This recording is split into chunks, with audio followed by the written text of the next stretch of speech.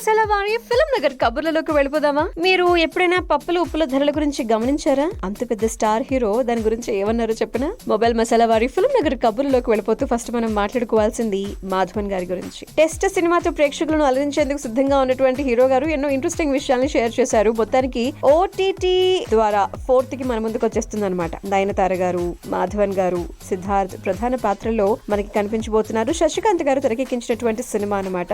So బంగాళదుంపలు, పప్పులు, మిగతా వాటి ధరలు, సమాజంలో ఏం జరుగుతుందో తెలుసుకునేందుకు 4 ఏళ్ల పాటు నటనకు విరామం ఇచ్చారంట మాధవన్ గారు. రొటీన్ కి భిన్నమైనటువంటి పాత్రలు పోషించడం ఆయనకి ఇష్టం. ఆయన కోరుకున్నట్టే మంచి రోల్స్ లో నటించేందుకు మంచి మంచి అవకాశాలు రావటం, నటించినందుకు ఆయన కూడా ఆనందంగా ఉండటం జరిగింది. అయితే ఒకానొక సందర్భంలో తీరిక లేకుండా వర్క్ చేయాల్సి రావడంతో విసుగు వచ్చేసిందిట. మరోవైపు అదే టైంలో స్విట్జర్లాండ్ లోనే ఒక సాంగ్ షూటింగ్ చేసేటప్పుడు బయట వ్యక్తి ఒకరు ఆయన చూసి నవ్వారట. కాస్ట్యూమ్స్ వల్ల ఇలా ఉన్నాను, చెన్నై వస్తే నేనేంటో చూపిస్తానని చెప్పి అసహనం వ్యక్తం చేశారట. తప్పుగా మాట్లాడాను అని చెప్పి తర్వాత వరకు అర్థమైందట. ఎవరో ట్యూన్స్ కి నేను డాన్స్ చేయటం ఏంటి అని చెప్పి ఒక ఆలోచన. ఇంకా ఆలోచనలో పడ్డం అంతే.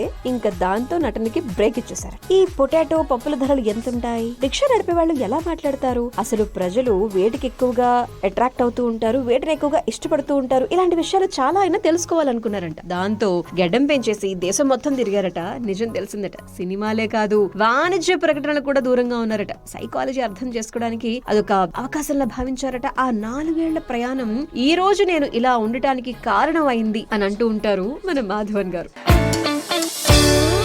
అవునట్టు సినిమా అప్డేట్ ఏమి ఇవ్వలేదు కదా ఇంతవరకు, చెప్పేనా? మొబైల్ మసాలా వారి ఫిల్మ్ నగర్ కబుర్లలో నెక్స్ట్ మనం మాట్లాడుకోవాల్సింది ఒక బయోపిక్ రిలేటెడ్ సినిమా అప్డేట్ అనమాట. సో మూవీకి సంబంధించి ప్రముఖ క్రికెటర్ కి సంబంధించినటువంటి మాట ఇది. ప్రముఖ క్రికెటర్, టీమిండియా మాజీ కెప్టెన్ సౌరభ్ గంగూలీ వారి జీవితంలో ఏమేం జరిగాయి అన్నటువంటి వివరాలు బాగా తెలుసుకోబోతున్నాం. బికాస్ త్వరలోనే వారి జీవితంపై వెండి తెరపై కథనంగా మారి మంచి బ్యూటిఫుల్ సినిమాగా తెరకెక్కబోతోంది. బాలీవుడ్ హీరో రాజ్ కుమార్ రావు గారు ఇందులో గంగూలీగా కనిపించబోతున్నారు. రీసెంట్ గా ఈ సినిమాకి సంబంధించినటువంటి కొన్ని వార్తలు అయితే సోషల్ మీడియాలో బాగా వైరల్ అవుతున్నాయి అనమాట.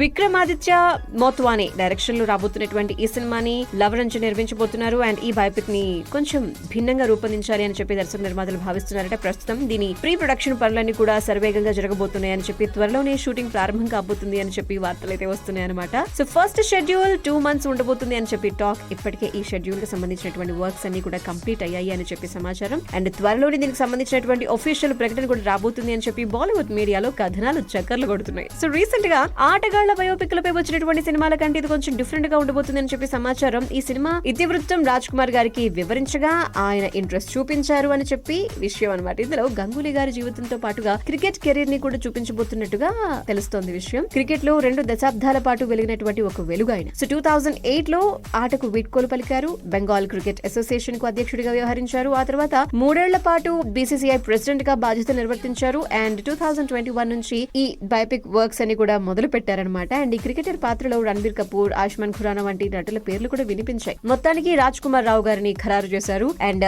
మిగతా నటీనటులు ఎవరు అండ్ రిలీజ్ డేట్ ఎప్పుడు ఉండబోతుంది, ఈ వివరాలన్నీ తెలుసుకోవాలంటే కుసింత వెయిట్ చేయాల్సిందే. త్వరలోనే చెప్తామంటున్నారు. క్రికెటర్ల బయోపిక్ లు వెండి తెరకు కొత్త ఏం కాదు. సో ఇప్పటి వరకు మాజీ కెప్టెన్స్ ను మహేంద్ర సింగ్ ధోని గారిది, అలాగే మొహమ్మద్ అజారుద్దీన్లపై వచ్చినటువంటి బయోపిక్ లు కూడా ప్రేక్షకులు చూడటం, వారిని కూడా బాగా అవి మెప్పించినటువంటి సంగతి మనందరికీ తెలిసిందే కదా.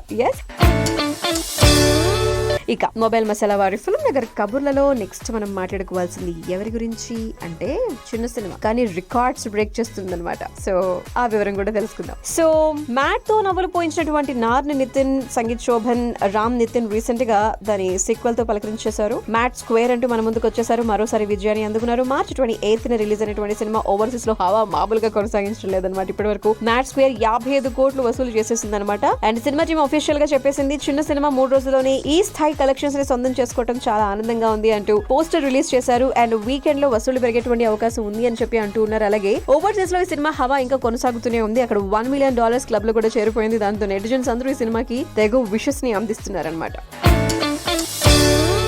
ఇంకొక మెమరీ చెప్పాలి. మొబైల్ మసాలా వారి ఫిల్మ్ నగర్ కబుర్లలో నెక్స్ట్ ఎవరి గురించి అంటే, తమకి ఇష్టమైనటువంటి నటులను చూసేందుకు అభిమానులు ఎంత అత్యుత్సాహం చూపిస్తారో మనకి తెలుసు కదా. కొన్నిసార్లు అవి ఆశ్చర్యానికి గురి చేస్తాయి, కొన్నిసార్లు బెంబేలెత్తిస్తాయి, భయపడేలా చేస్తాయి. బికాస్ వారి ప్రవర్తన అలా ఉంటుందన్నమాట. నటీనటులు కూడా ఇబ్బంది పడిపోయేలాగా అందరిని ఇబ్బంది పెట్టేస్తూ ఉంటారు. తన నట జీవితంలో కూడా ఒకసారి ఇలాంటి అనుభవం ఎదురైంది అని చెప్పి యాక్ట్రెస్ మలైకా అరోరా చెప్పారు. ఒక అభిమాని చేసినటువంటి పనికి తాను ఎంతగానో భయపడిపోయారు అని చెప్పి కూడా చెప్పడం జరిగింది. తను మేడపైన రెడీ అవుతున్నటువంటి టైంలో లివింగ్ డ్రెస్సింగ్ రూమ్ లో ఎవరో ఉన్నట్టుగా అనిపించిందట. చూస్తే ఒక అభిమాని కూర్చుని ఉన్నారట. ఆమె ఎవరో తెలీదు, అసలు వితౌట్ పర్మిషన్ ఇంట్లోకి ఎలా వచ్చేసారో కూడా తెలీదు. తన చేతిలో ఒక చిన్న బ్యాగ్ లో కత్తెర ఉంది. అది చూసి ఫస్ట్ భయపడిపోయారంట. తర్వాత కాస్త కుదురుకుని ప్రశాంతంగా ఆవిడతో మాట్లాడారంట. ఆవిడ అన్నారంట మలేక అంటే తనకి చాలా చాలా ఇష్టం అని చెప్పారంట. ఇలాంటి ఫ్యాన్స్ కూడా ఉంటారని చెప్పి భయపడిపోయారనమాట. ఇక మలేక అరోరా రియాలిటీ షోస్ గురించి కూడా మాట్లాడుతూ ఆ కార్యక్రమాలు మొత్తం స్క్రిప్ట్ ప్రకారం జరుగుతాయంటూ వస్తున్నటువంటి వార్తలపై రియాక్ట్ అవుతూ కంటెస్టెంట్స్ ప్రదర్శించేటువంటి డాన్స్ ఆధారంగానే జడ్జిమెంట్ ఇస్తామని చెప్పారు. బయట నుంచి చూసేవారికి మాత్రం మొత్తం